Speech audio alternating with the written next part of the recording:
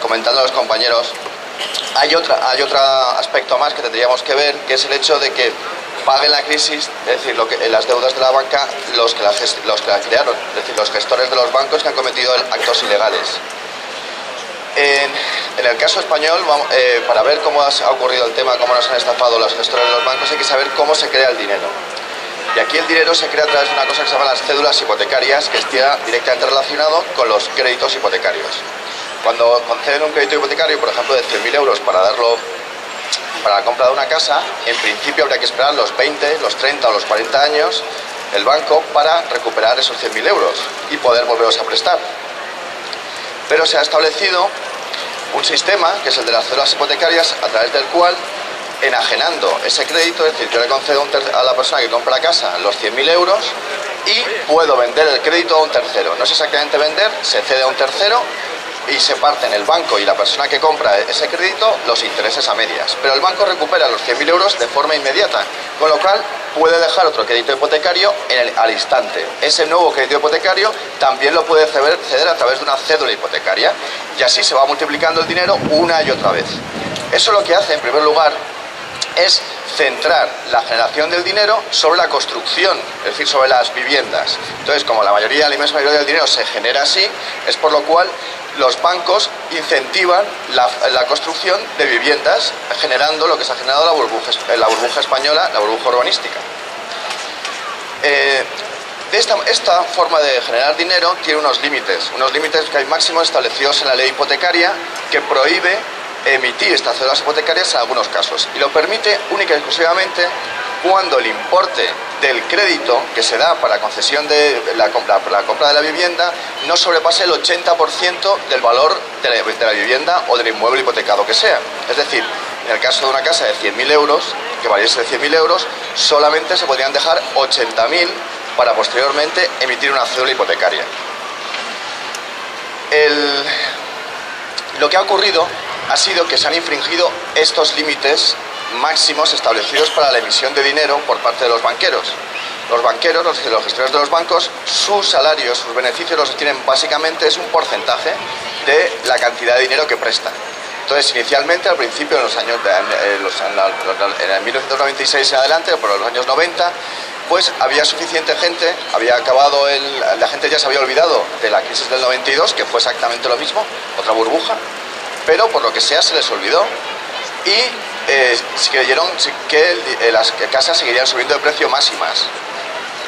La gente compró, quedaba todo el baby boom de los años 60, que sabían que se acababan de ir de casa, y al principio de los años del 2000, sobre todo a partir del 2003, empiezan a escasear la gente que puede acceder al crédito con la solvencia suficiente como para pagar el 20% ese, que nosotros llamamos la entrada, más un 10% que se pagaba por gastos de notario y impuestos. ¿Qué pasa? Cuando llega ese momento, pues los banqueros no pueden ganar más dinero. En principio, ese dinero tendría que haber ido a la economía productiva. Pero ¿qué hacen? Falsean los precios de los inmuebles para la valoración, para poder emitir cédulas hipotecarias a través de ventas a gente que no tenía dinero suficiente como para realmente comprar esas casas. Es decir, anteriormente, sobre una casa de 100.000 euros, habría que tener al menos 30.000 euros ahorrados, los 20.000 del 80 al 100, más los 10.000 de los gastos de notario y de impuestos. ¿Qué ocurre? Pues empiezan a dárselo a gente que no tiene dinero, porque quieren seguir sacándose sus beneficios y sus comisiones. Y entonces empiezan a darle los créditos, le dan los 100.000 euros más los 10.000 otros. Entonces le dan los 110.000 euros. Pero de esa manera no podrían emitir nuevas cédulas hipotecarias, con lo cual, daos cuenta, el volumen es lo más importante para llevarse ellos a sus comisiones. Es decir, no es lo mismo un 10% de 100 que un 1% de 22 millones. ¿Vale? Eso les interesa el volumen, más que el porcentaje, lo que es el tipo.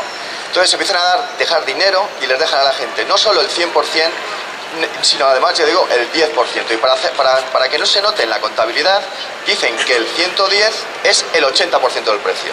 Y dicen que la casa que valía 100, su valor son 140. Y así es como empezaron a dar los créditos, que son los que ahora mismo están generando la mora y la necesidad y todo lo que son la gran parte de los activos tóxicos que llaman, porque son casas que la gente no va a poder devolver. Y ese es el problema que nos tenemos. Cuando se genera la crisis es cuando se dan cuenta todos los bancos que tenemos este problema. Entonces no le voy a dejar el dinero porque no me lo va a poder devolver. ¿Cómo se articula el asunto? Pues con ese 140% de la valoración, en realidad una casa vale 140, en los bancos el dinero se lo prestan según las garantías que tienen, en este caso las garantías hipotecarias. Como están sobrevaloradas en un 40%, les dan un 40% más de crédito del que pueden asumir. Con lo cual se genera este boquete que tenemos y que lo está provocando la crisis. ¿Cuál es la otra solución? Aparte de las que comentados por todos los compañeros y otras que imagino que se comentarán posteriormente, pues es simplemente poner de manifiesto este hecho que ha sido conocido por los gestores de los bancos y que sean ellos con su patrimonio personal los que paguen toda la deuda. Esto es acreditable a través de cada uno de los créditos que se han llevado a efecto. Y la forma de hacerlo simplemente tenemos un problema, es a través de demandas, aparte de la presión social, que es lo más importante, aunque tenemos el problema de que como ha habido una modificación del poder político, ya se ha pasado de los gobiernos a los banqueros, y está el sistema judicial dependiente del gobierno, en concreto el fiscal, nos encontramos con ese problema que está ahí. Por lo tanto, tendríamos que hacer una fuerte movilización junto a la interposición de las oportunas demandas para poder ir contra los gestores que han cometido las ilegalidades. A este respecto, señalar una cosa. Si se condenan a los bancos, como nosotros con carácter subsidiario vamos a tener que soportar la condena sobre esos bancos, eso no es lo que más nos interesa. Sino lo que nos interesa es ir directamente contra los banqueros, contra los gestores, que lo paguen con su patrimonio personal. Entonces nos vamos nosotros a tener que pagarlo. Sabemos que hay en los bancos familias que llevan centenares de años, bueno, cientos de años, no llega a 200, pero más de 100, acumulando capital, y aunque no lo tengan en el país, una vez que lo metamos en la cárcel ya veremos cómo recuperamos la totalidad del capital. Es lo más evidente que tendríamos que hacer al respecto. Y además, esto no significa que quiebren necesariamente los bancos. Se puede hacer, por ejemplo, como el caso de Islandia, en la que se optó por dejar que quebrasen los bancos e ir contra los banqueros, pero también lo que se puede hacer es ir directamente contra los banqueros sin dejar que quiebren los bancos. De hecho, lo que se hizo aquí fue una de las primeras traiciones, de las grandes traiciones que cometió el gobierno, cuando se dio cuenta de que la situación era esta, dio un aval de 100.000 millones de euros para que no quebrasen precisamente los bancos. Vale, el aval está dado. Pero si vamos contra los banqueros, lo que se hace es lo siguiente. El problema está en que las hipotecas, el que está detrás de una hipoteca es un insolvente. Es decir, los que hay en todas las hipotecas que digamos basura, como llaman. ¿Qué ocurre? Si nosotros vamos contra los banqueros y demostramos la culpabilidad, detrás de la hipoteca no respondería solamente la persona insolvente que compró la casa, sino el banquero, directamente, con lo cual aumentaríamos la solvencia del banco, con lo cual no habría que trasladar la deuda privada a la deuda pública.